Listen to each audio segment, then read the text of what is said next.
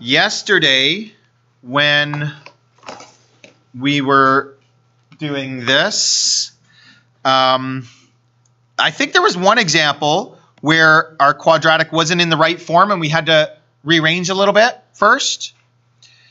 But it was in particular step 3 that was already done for us. We didn't have to worry about step 3. So today we're adding an extra step at the beginning, and then that also means we've got a little bit of extra work at the end.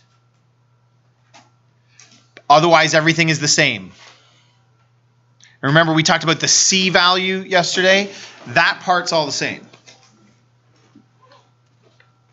All right, let's give it a try. So our first step is to make sure it's in the correct form, which it is. It's y equals all the rest of the junk. And we're going to group together the x squared and the x term. That's another reason why we like to have it written in the right order, is so that we can group those things together. And we always expect those to be. If the 8 was out of place, then it might throw us off. It's really helpful in math that we write things in the same order.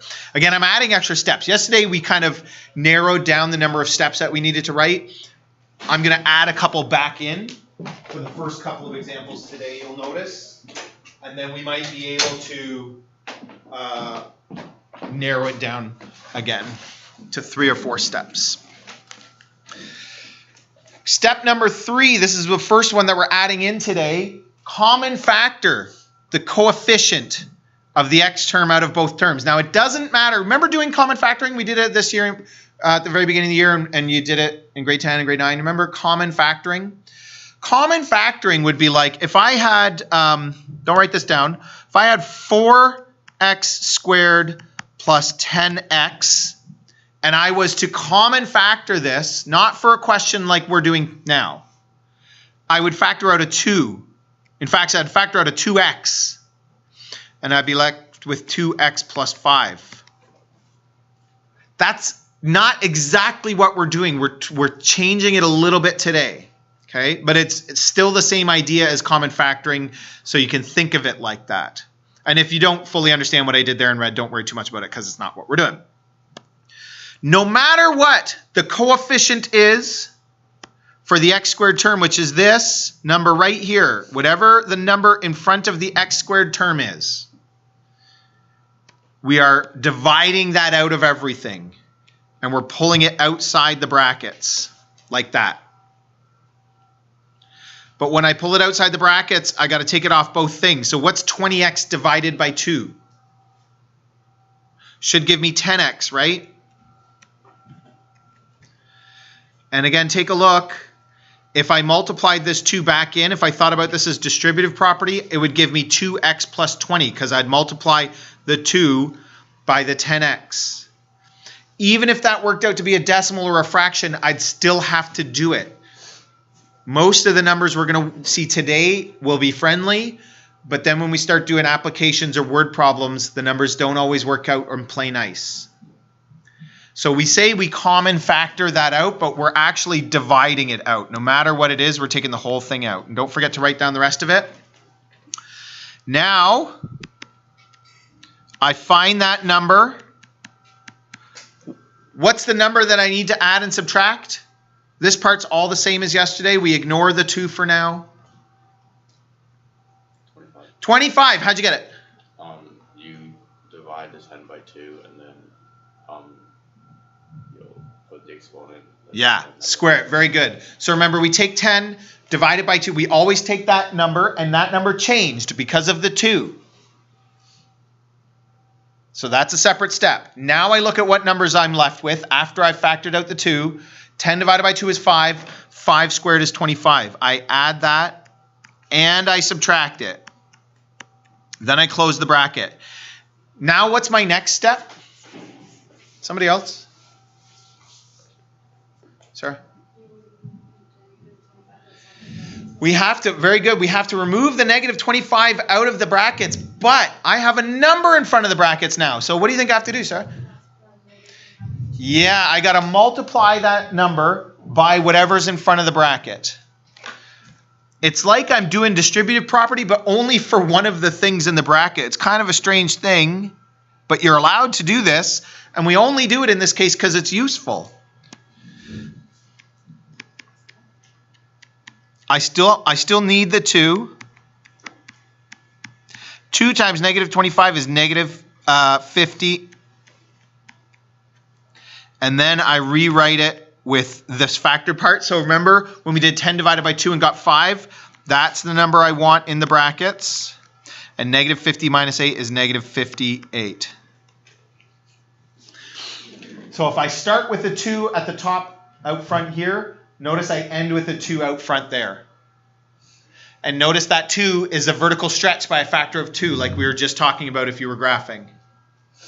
And notice that the plus 5 inside the brackets is like a shift to the left 5. And the 58, negative 58 would be a shift down by 58. So it would be hard to graph this one because it has too big of a shift. But any questions? Should we try another one?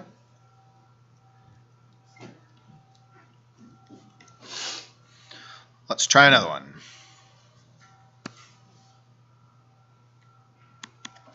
So I'm going to skip that first step where we just put brackets around the first 2 terms. I mean, if I really wanted, I could do that in the question like that instead of rewriting the whole thing. So I'm going to factor out the negative. What do I have to do when I take the negative out? It will always change the next term. It will always change the other term. Brooke, what do you think? Yeah, so the negative is going to affect the 12, and I'm going to get negative 12x. And if you're comfortable with this, you could also do the next part here without closing the bracket. But for this example, I'm going to close the bracket and stop there. And just notice that I divided the 12 by the negative 1. It really is a negative 1, even though it just looks like a negative sign. It's a negative 1, and I divided the 12 by that negative. And you can always think about it. This is always a really good way to think about it. If I multiplied it back through, would I get back that? Negative x squared plus 12x, so I would. Like, what would I multiply by to get that thing back? That's how you can think of it. It's dividing or... Okay. Now, what's the number that I need? How do I find it? I take that 12x, divide it by 2. What's 12 divided by 2, Nor? And then 6 squared? 36, thank you. So I add that and subtract that. And my guess is some people were cheating a little bit and they were taking that number and putting it outside the bracket so they didn't have to rewrite the whole thing again. But you can't do that now because of the negative out front. And I see people try and then they get it wrong every time because they're trying to do too much in their head without writing it down. So I strongly recommend writing it inside the brackets first. We can narrow this process to 3 steps if you're really good. What's negative 36 times negative 1? Positive 36. Positive 36.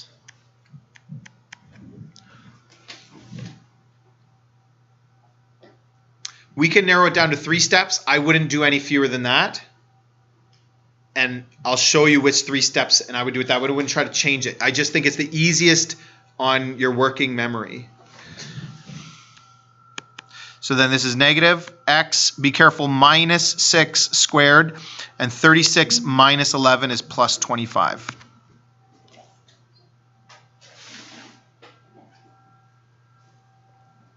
Any questions on that?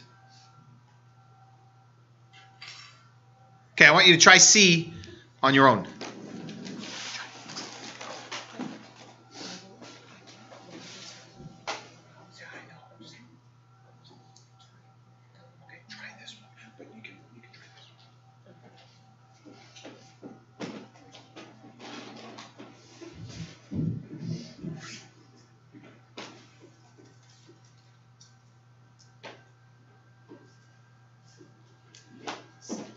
I said this a little bit yesterday, but the really nice thing about completing the square is it's a step-by-step process. Step 1, step 2. Those long steps, 1 to 7, are for like reading if you're at home. I don't mean like necessarily those steps, but look at the example that we did. What was the first step that we did? Do that same step. The nice thing about a step-by-step process is that even if you only can get the first step, you're at least part of the way there. So don't just stand there and stare and don't do anything if you're not sure what to do. At least try to get the first step done, and if you do, then try the next step.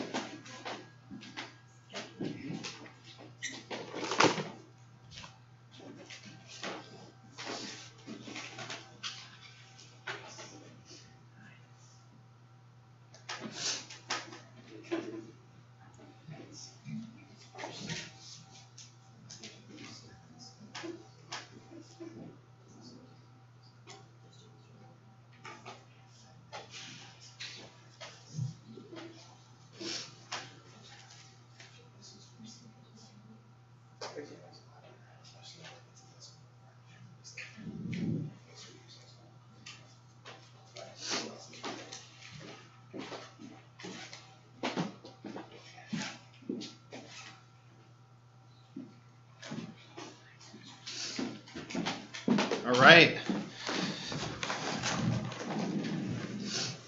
So we're doing y equals, so I'm going to factor out the 3, and I get x squared, and I do 60 divided by 3. Notice I don't factor out the x. I'm just factoring out the number, right? That's why it's not quite the same as common factoring. 60 divided by 3 is 20. And if you want to try, if you want to be safe and go with 4 steps, then go with 4 steps. If you really want to narrow it down to 3, this is what I would do. I would stop here and I'd figure out what that number is. So what half of 20 is? 10. 10 squared is 100. So then I would go plus 100 minus 100. And I would write it, both of them in the brackets, plus 2. And when we introduce decimals and fractions and stuff into this process, you might find it really helpful to just start with the same number and not try to pull it outside the brackets, because that right there is easy to see that you did correctly, and then I can see that it's 3 times that. Sometimes your brain starts to play tricks on you when we add in decimals or start complicating matters. Plus 20x plus 100, and this is where I go 3 times negative 100, which is negative 300, plus 2, and then I write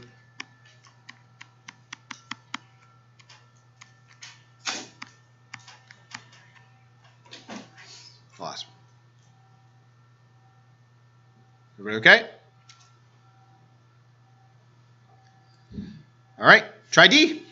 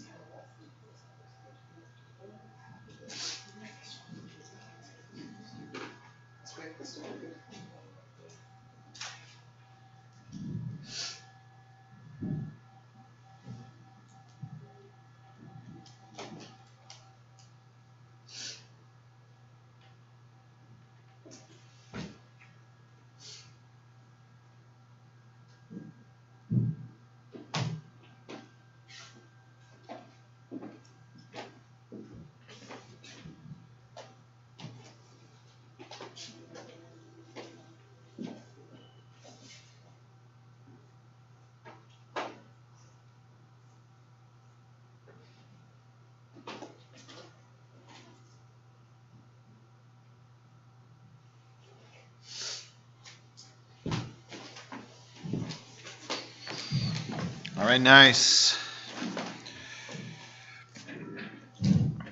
So y equals, divide the 3 out. 36 divided by 3. Watch your signs here, because both of these questions have positives and everything, but often we have negatives, and you got to really watch your signs. 36 divided by 3 is 12, so 12x. I take half of that, which is 6, and I square it, which is 36. Plus 36 minus 36. close bracket plus 2. Make sure that's out. Make sure that plus 2 is outside the brackets. I've also seen people get to the right answer, but they don't show the steps properly along the way, and you lose a bunch of marks doing that because you end up saying all these things that are not true, and that's a big deal in mathematics. So if I wrote this with the 2 inside the bracket and then like just pulled the 2 out and didn't multiply by 3 because you kind of know you're not supposed to, you're still going to lose marks because those aren't equal. This is not correct. So you do have to practice to make sure that you're also just writing the steps properly. And the learning goal that you wrote today will help with that. Plus 12x plus 36 bracket. What is 3 times negative 36? Negative 108. Nice. 108 plus 2. And then I can write x plus 6 squared minus 106. Okay, let's keep going.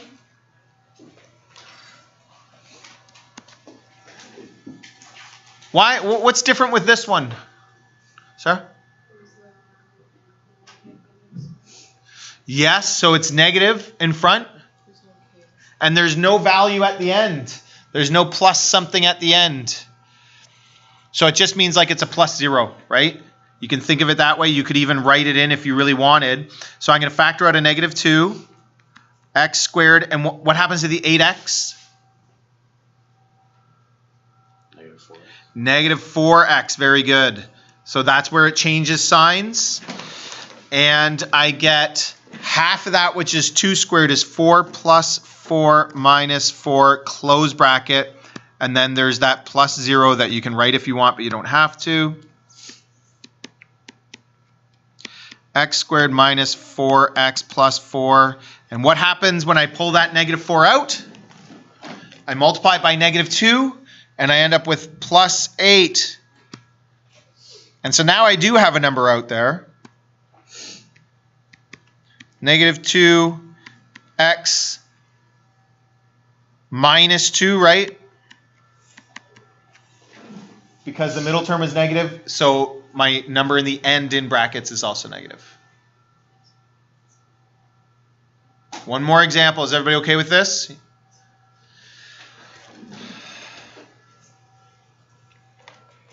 What's different about this one? It's pretty simple, but it's just not quite simplified. So this is like if I were to read these steps and it says make sure your quadratic is in the correct form. This one's not quite in the correct form. So I would have to go, and all I have to do for this one is take the 12x and move it over. Okay, so I'm going to subtract 12x and subtract 12x, and I get y equals 2x squared minus 12x plus 3. You really want to write it in this order because I need the x squared and the x together. I don't want that 12x at the end. I want it in between those other two terms. Don't you think? That's what we're used to. That's going to be the easiest way to do this. Factor out the 2. Again, it's already negative inside, but it stays negative. Half of 6 is 3, squared is 9.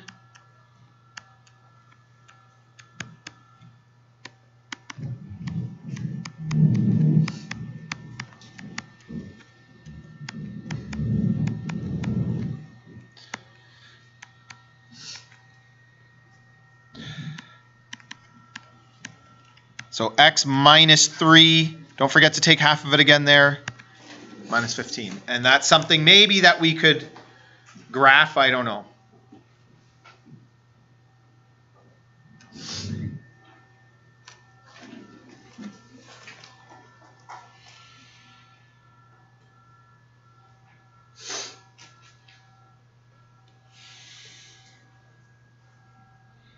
Any questions?